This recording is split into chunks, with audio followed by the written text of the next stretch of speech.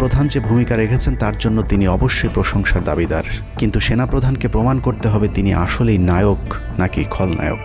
৫ তারিখের পরেও সেনাবাহিনীর গুরুত্বপূর্ণ পদগুলোতে রদবদল না করা এবং গুম খুনের সাথে জড়িত অফিসারদের বিরুদ্ধে কোনো ব্যবস্থা না নেওয়া সহ বিডিআর হত্যাকাণ্ডের বিষয়ে দৃশ্যমান কোনো পদক্ষেপ না নেওয়া খুবই সন্দেহজনক। সূত্র জানিয়েছে সেনাপ্রধানের স্ত্রীর সাথে প্রতিনিয়ত শেখ হাসিনার যোগাযোগ রয়েছে। অতএব সেনাপ্রধানকে দ্রুত তার অবস্থান পরিষ্কার করে সেনাবাহিনীর গুরুত্বপূর্ণ পদগুলোতে নতুন করে নিয়োগ দিতে হবে।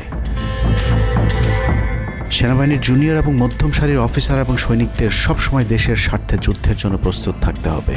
মনে রাখতে হবে সেনাবাহিনী আমাদের আস্থার প্রতীক। সিনিয়র অফিসারদের দেশবিরোধী আদেশ এলে সৈনিকদেরকে নিয়ে তাদেরকে প্রতিহত করতে হবে। মনে রাখতে হবে সংখ্যায় আপনাদের মতো দেশপ্রেমিকদের সংখ্যাই এখনও সেনাবাহিনীতে বেশি। দেশের যে কোনো প্রয়োজনে সেনাবাহিনী যদি জনগণকে ডাক দেয় তাহলে এ দেশের প্রতিটি মানুষ জীবন দেওয়ার জন্য প্রস্তুত রয়েছে।